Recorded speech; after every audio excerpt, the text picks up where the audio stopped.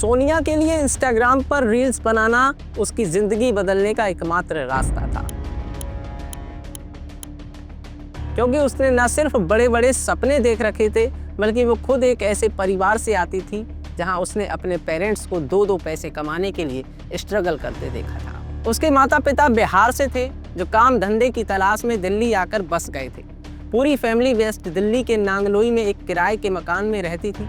सोनिया के फादर जानवरों का चारा बेचते और माँ घर घर जाकर काम करती थी। पैसों की कमी के चलते सोनिया को भले ही 10th स्टैंडर्ड के बाद स्कूल छोड़ना पड़ा, लेकिन उसने सपनों को कभी नहीं छोड़ा। वो अपनी फैमिली को इस गरीबी की दलदल से निकालना चाहती थी, इसलिए उसने सोशल मीडिया इन्फ्लुएंस बनने का फैसला लिया। पढ़ाई छूटने के बाद उसने अपने कुछ सेविंग से एक स्मार्टफोन खरीदा और इंस्टाग्राम पर रील्स बनाना शुरू कर दिया। जब पेरेंट्स काम के लिए घर से चले जाते तो वो घर के सारे काम निपटाने के बाद दिन भर रील्स बनाती रहती थी। वो कॉन्फिडेंट थी कि अगर वो रेगुलरिटी के साथ कंटेंट अपलोड करे तो एक दिन उसकी फॉलोइंग इतनी बढ़ जाएगी कि उसे पेड अपॉर्चुनिटी भी मिलने लगेंगी। वो अपनी रील्स को शूट करने के लिए दिल्ली शहर के पॉपुलर स्पॉट्स जैसे कैनॉट प्लेस जैसी जगहों पर भी जाती थी। उसके रिजल्ट्स भी अब उसे दिखने लगे थे। जब उसकी फॉलोइंग बढ़ने लगी और धीरे धीरे करके उसके 7,000 से भी ज़्यादा फॉलोअर्स हो गए। लेकिन किस्मत को तो कुछ और ही मंजूर था। सोनिया के सपनों ने उड़ान भरना शुरू ही किया था कि तभी उसकी ज़िंदगी में एक लड़के ने दस्तक दी, जिसे सोनिया दिल दे बैठी थी। सोनिया की उम्र करीब 19 साल की रही होगी जब उसका लव अफेयर शुरू हो गया। शुरुआत में तो सोनिया के घर वालों को इस नए शख्स के बारे में कोई खबर ही नहीं थी, लेकिन वक्त के साथ साथ सोनिया अपने इस रिश्ते को धीरे धीरे दुनिया के सामने लाना शुरू कर रही थी। इनफैक्ट वो अपने अकाउंट पर भी उसके साथ अपने पिक्चर्स पोस्ट करना शुरू कर चुकी थी। अब सोनिया के नेचर में बदलाव दिखने लगे, जिसके चलते उसकी बहन और माँ ने यह भांप लिया था कि कहीं ना कहीं सोनिया किसी लड़के के प्रेम जाल में उलझ गई है। लेकिन वो कौन है, कहाँ रहता है, क्या करता है, इसका अंदाजा उन्हें बिल्कुल भी नहीं था। अगस्त 2024 में सोनिया की मां रजनी देवी ने नोटिस किया कि सोनिया ने घर से बाहर जाना अचानक से बंद कर दिया था। पहले तो वो मुश्किल से ही घर में पूरा दिन टिकती थी और फिर उसके बाद अचानक उसकी तबीयत खराब हुई और मेडिकल ले जाया गया तो वहाँ मेडिकल रिपोर्ट ने उन सब के शक को यकीन में बदल दिया, जहाँ उनकी मात्र 20 साल की बेटी सोनिया उस वक्त 5 मंथ्स प्रेग्नेंट थी। सोनिया बहुत पूछे जाने के बाद अपना मुंह खोलती है और अपने बॉयफ्रेंड का नाम संजू बताती है। संजू जो हरियाणा का रहने वाला था, यहाँ रेंट पर अपनी फैमिली के साथ सोनिया के घर के पास ही रहा करता था। दोनों की उम्र सिर्फ 19 और 20 साल की थी, लेकिन सोनिया प्यार में इस कदर पागल थी कि कुछ ही महीनों के इश्क में वह इस लड़के को अपना हस्बैंड मानने लगी थी। वहीं संजू ने सोनिया को बता रखा था कि भले ही वह अपने माँ बाप और बड़े भाई और भाभी के साथ रहता है, लेकिन उन्होंने उसे बेदखल कर दिया है। डिलीवरी डेट नज़दीक आ रही थी और सोनिया अपनी नई जिंदगी की शुरुआत के लिए एक्साइटेड थी। उसकी संजू से कोई शादी नहीं हुई थी, लेकिन फिर भी इस साल अक्टूबर 2024 में उसने करवा चौथ का व्रत रखा था। उसकी इतनी कम उम्र की बेटी जो न सिर्फ शादी के पहले मां बनने वाली थी, बल्कि एक शादीशुदा लड़की की तरह एक्ट कर रही थी, ये सब देखकर घर वाले भी मजबूर थे।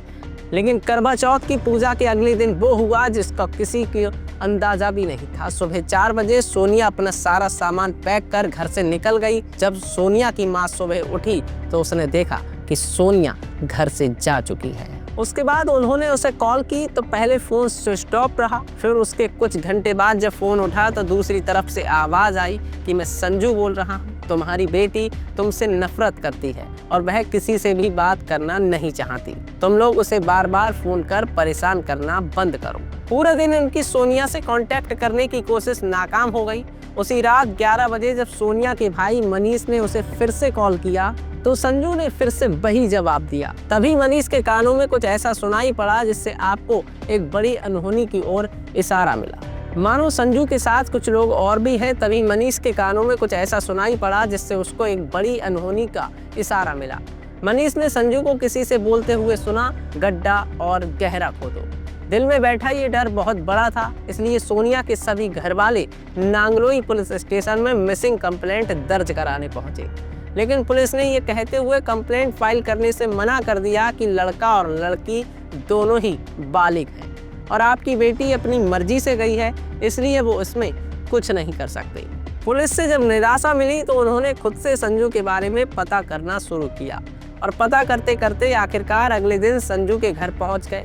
पर यहाँ उन्हें जिस सच से रूबरू होना था उसका ख्याल तो सपने में भी नहीं था, क्योंकि सोनिया जिस संजू के साथ गई थी उसका असली नाम सलीम था। सलीम के परिवार वालों ने सोनिया के घर वालों से यह कहकर पल्ला झाड़ लिया कि उन्होंने सलीम को बेदखल कर दिया है और उनका उससे कोई लेना देना नहीं है। सारे रास्ते बंद थे, पुलिस से भी कोई मदद नहीं मिल रही थी और इस नए खुलासे ने तो शक को और भी गहरा कर दिया था।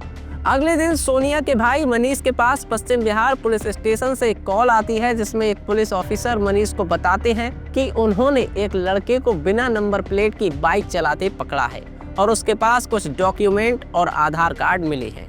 वो आधार कार्ड सोनिया और उसके फादर के थे, जिसे सोनिया अपने साथ लेकर गई थी। मनीष ने फौरन नांगलोई पुलिस स्टेशन पहुंचा और वहां के पुलिस ऑफिसर को इस बारे में इन्फॉर्म किया, जिसके बाद पुलिस की एक टीम उस लड़के को पश्चिम बिहार पुलिस स्टेशन से नांगलोई पुलिस स्टेशन लेकर आ गई और पकड़ा गया लड़का कोई और नहीं बल्कि वही सलीम उर्फ संजू था। पुलिस ने जब उससे सोनिया के बारे में पूछा तो उसने कहा कि वह अब किसी से मतलब नहीं रखना चाहती, लेकिन पुलिस ने जब सलीम से कड़क तरीके से पेश आकर पूछा तो उसने अपनी जुबान से सच निकालना शुरू किया। और ये सच एक ऐसी साजिश थी जिसमें सोनिया को बड़ी चालाकी से फंसाया गया था। 21 अक्टूबर की सुबह जब सोनिया घर से सारा सामान लेकर निकली तो सलीम यानी संजू उसे कार से पिक करने के लिए आया था, जो उसने रेंट पर ले रखी थी। रास्ते में उसने अपने 2 दोस्तों को भी पिक कर लिया और सभी रोहतक के लिए निकल पड़े। सोनिया संजू से शादी करने का दबाव डालती है, क्योंकि कई महीनों से सलीम शादी की बात पर सोनिया से थोड़ा इंतजार करने को बोल देता।